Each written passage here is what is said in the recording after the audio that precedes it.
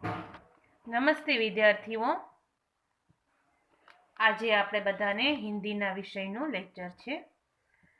હવે હિન્દીના લેક્ચરમાં આપણે અત્યારે લેસન નંબર 1 પાઠ 1 આકાશ ચાલી રહ્યું છે. આકાશની અંદર અત્યાર સુધીમાં મેં તમને એકવાર બતાવું છું શું કરાવ્યું હતું. શબ્દાર્થ કરાવી દીધા છે. શબ્દાર્થ પછી આપણે કર્યું હતું ભાષાંતર, હિન્દી ભાષાનું અનુવાદ, ભાષાંતર થઈ ગયું હતું. ત્યારબાદ આપણે રિક્ત સ્થાન ભરો એટલે ખાલી જગ્યા પૂરો તે કર્યું હતું. ત્યારબાદ શુદ્ધ રૂપ મેં લીખો, જે પણ જોડણીની શબ્દની ભૂલ હોય તે સુધારીને લખવાની હતી તે કરી હતી. ત્યારબાદ આપણે ઇન્દ્રધનુષના રંગો તેનું કર્યું હતું. ઇન્દ્રધનુષના જે રંગો છે તે કર્યું હતું. ત્યારબાદ આપણે મુझे पहचानिए और मेरा नाम लिखो તે પણ આપણે થઈ ગયું છે. ત્યાર પછી વર્ગીકરણ કર્યું હતું અને સહી વિકલ્પ અક્ષર આપણે બોક્સમાં લખવાનું હતું તે કર્યું હતું. હવે આજના વિડીયોની અંદર આપણે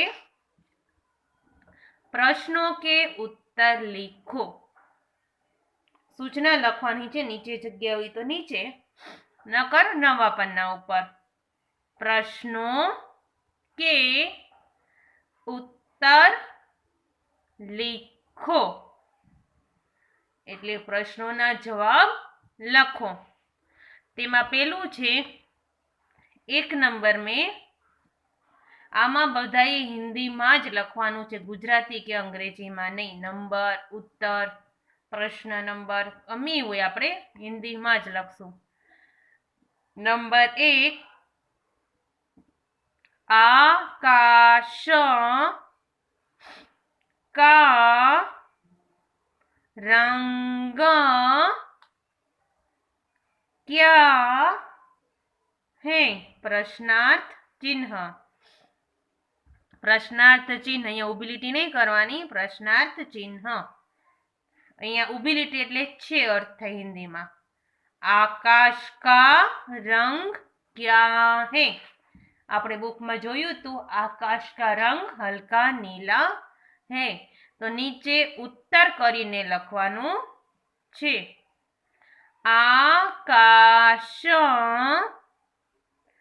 કા રંગ હલકા, લ અર્ધો આવશે, હલકા નીલા હે.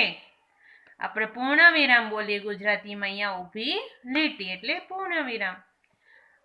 આકાશ કા રંગ હલકા નીલા હે. ફરી એકવાર, આકાશ કા રંગ क्या है? तो उत्तर में आकाश का रंग हल्का नीला है. પછી એક લીટી છોડીને લખવાનું એટલે વ્યવસ્થિત લખેલું લાગે. 2 નંબર में लिखे दिन में आकाश में क्या चमकता है? प्रश्नार्थ चिन्ह. दिन में आकाश में क्या चमकता है? उत्तर लिखिए. उत्तરમાં આમ લીટી તો કરવાની છો ઉપર, હિન્દીમાં હોય ને એટલે. उत्तर में लिखिए, जो दिन में आकाश में क्या चमकता है? दिन में रात में હોય તો તારા યા ચાંદ, पण दिन में, तो दिन में आकाश में सूरज चमकता है। तो लखो जवाब में, दिन में आकाश में सूरज चमकता है। दिन में आकाश में सूरज चमकता है। ऊभी લીટી એટલે પૂર્ણ વિરામ। पाछू एक बार, दिन में आकाश में क्या चमकता है? उत्तर में, दिन में आकाश में सूरज चमकता है। पाछी एक लाइन छोड़ीने 3 नंबर में, सूरज कब तेज होता है? प्रश्नार्थ चिन्ह। सूरज कब तेज होता है? सूरज तो सुबह निकल जाता है, सवार में सूरज निकली जाए छे त्यारे आपणने तेज नहीं लागतो। रात्रे पण ज्यारे सांज थवानी होय त्यारे पण तेज न लागे, बपोरना समय में सूरज तेज लागे छे, एटले दोपहर को सूरज तेज होता है। तो उत्तर में लिखे दोपहर। बपोर ने शू कहेवाय हिंदी में? दोपहर। को दोपहर के समय सूरज तेज होता है। पूर्ण विराम ऊभी લીટી करवानी એટલે पूर्ण विराम। दोपहर के समय सूरज तेज होता है। सूरज कब तेज होता है? तो दोपहर के समय सूरज तेज होता है। 4 नंबर में, सूरज के प्रकाश को क्या कहते हैं? प्रश्नार्थ चिन्ह। सूरज के प्रकाश को क्या कहते हैं? सूरज मांथी जे प्रकाश आवे, जे अजवाळुं आवे तेने शुं कहेवाय? तो धूप। चांदनो प्रकाश होय तो चांदनी कहेवाय, पण सूरजना प्रकाश ने धूप, गुजराती में तड़को। तो उत्तर में लिखे सूरज के प्रकाश को धूप कहते हैं। ऊभी લીટી। सूरज के प्रकाश को क्या कहते हैं? सूरज के प्रकाश को धूप कहते हैं। नीचे जग्या होय तो नीचे लखजो, मारे नथी एटले पाछळ लखेलुं छे। 5 नंबर में, रात को आकाश में क्या चमकता है? प्रश्नार्थ चिन्ह। रात को आकाश में क्या चमकता है? दिन को सूरज चमकता है, तो रात को चांद। रात को क्या चमकता है? चांद।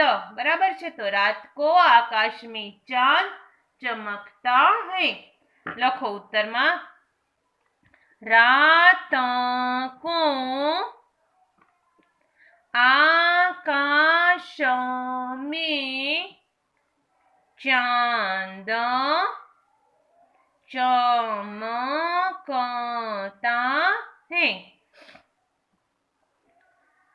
ऊभी લીટી એટલે પૂર્ણ વિરામ। रात को आकाश में चांद चमकता है।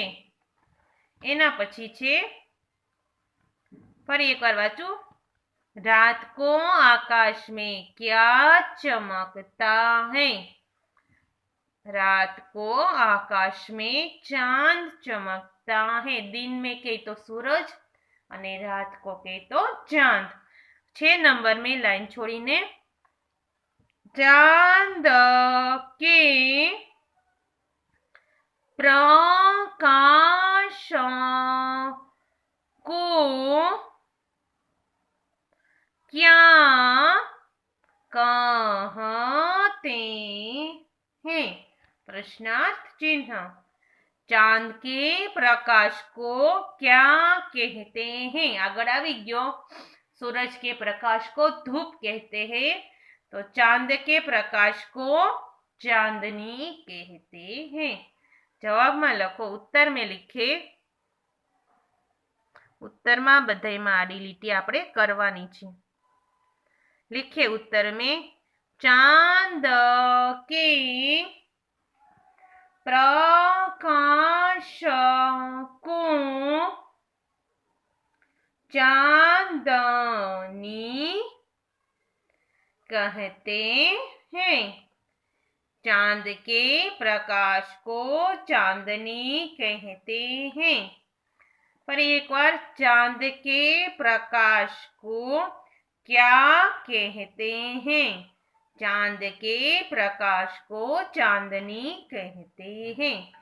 एना पछी 7 नंबर में तारे कितने होते हैं। अहींया पाछू आ आखे आखो प्रश्न भेगो छे એટલે અહીંયા ખાલી લીટી આવશે। वे क्या करते हैं। प्रश्नार्थ चिन्ह। तारे कितने होते हैं और वे क्या करते हैं। तो पहला में आवे तारे असंख्य होते हैं। हम उसको गिन नहीं सकते। गणी न शकाय तेवा अगणित तारा होय छे। और वे क्या करते हैं तो ये तारे जगमग जगमग करते हैं। लखो आंसर। तारे असंख्य में ख अर्धो आवशे। असंख्य होते हैं। वे जगमग લીટી આડી પાછું जगमग करते हैं। ऊभी લીટી એટલે પૂર્ણ વિરામ। तारे असंख्य होते हैं। वे जगमग जगमग करते हैं। बराबर छे। 8 नंबर में एक लाइन छोड़ीने कभी कभी आकाश में वर्षा ऋतु में क्या निकलता है। प्रश्नार्थ चिन्ह। कभी कभी आकाश में वर्षा ऋतु में क्या निकलता है। हमेश माटे नहीं पण क्यारेक क्यारेक वर्षा ऋतु में आकाश में शू निकळे छे। तो क्यारेक आपणे वर्षा ऋतु होय वरसादनी ऋतु त्यारे आकाश में इंद्रधनुष जोवा मळे छे। तो आंसर में आवशे जवाब में उत्तर में कभी कभी आकाश में वर्षा ऋतु में इंद्रधनुष निकलता है। उत्तर में लिखे कभी कभी आकाश में वर्षा ऋतु में इंद्रधनुष निकलता है। ऊभी લીટી। कभी कभी आकाश में वर्षा ऋतु में इंद्रधनुष निकलता है। બરાબર. હવે અહીંયા 8 નંબરનું પૂરું છે. હવે 9 નંબરનું લખશું એક લાઈન છોડીને. ઇન્દ્રધનુષ કે કિતને रंग होते हैं? प्रश्नार्थ चिन्ह. इंद्रधनुष के कितने रंग होते हैं? હવે ઇન્દ્રધનુષના કેટલા રંગ હોય? 7. આપણે એને યાદ રાખવા બોલીએ છીએ જાની વાલી પીનારા. જા એટલે જાંબલી, આપણે આગળ લખાવ્યા પણ છે. ની એટલે નીલો, પી એટલે પીળો, લી એટલે લીલો. એવી રીતના બધા અલગ અલગ રંગ હોય છે. આપણે આગળ પણ લખેલા 7 રંગોનું ઇન્દ્રધનુષ બને છે. તો જવાબમાં શું આવે? 7. उत्तर में लिखे इंद्रधनुष के 7 रंग होते हैं. ऊभी લીટી એટલે પૂર્ણ વિરામ. इंद्रधनुष के 7 रंग होते हैं. હવે અહીંયા 9મું પૂરું થાય છે. इंद्रधनुष के कितने रंग होते हैं? तो इंद्रधनुष के 7 रंग होते हैं. एक लाइन छोड़ीने 10मुं प्रश्न लखवानो छे. किनसे बारिश होती है? प्रश्नार्थ चिन्ह. किनसे बारिश होती है? उत्तर में लिखे. तो किनसे बारिश होती है? बारिश का पानी बादल में होता है. वादळा ની અંદર વરસાદનું પાણી હોય છે તે વાદળા કાળા હોય. જેમાં વરસાદનું પાણી હોય તે વાદળા કાળા હોય. એટલે જ્યારે આપણે ચોમાસાની ઋતુ હોય ત્યારે જ્યારે કાળા કાળા વાદળો થાય છે ત્યારે આ બધા આપણે કહેતા હોઈએ છીએ કે હમણાં વરસાદ આવશે. તો बादल से बारिश होती है. उत्तर में लिखे बादल से बारिश होती है. ऊभो लीटो. बादल से बारिश होती है. किनसे बारिश होती है? तो बादल से बारिश होती है.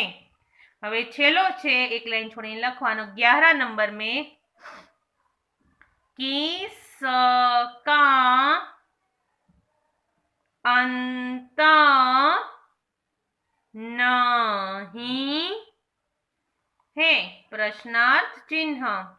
किसका अंत नहीं है? उत्तर में किसका अंत नहीं એટલે કેનો અંત નથી. તો આપણે જોઈએ ગમે ત્યાંથી જોઈએ તમને આકાશનો છેડો ક્યાંય દેખાતો નથી. આકાશ ક્યાંય પૂરું થતું હોય એવું દેખાતું નથી. तो आकाश का अंत कहीं नहीं है. तो जवाब में लखो. उत्तर में लिखे आकाश का अंत नहीं है.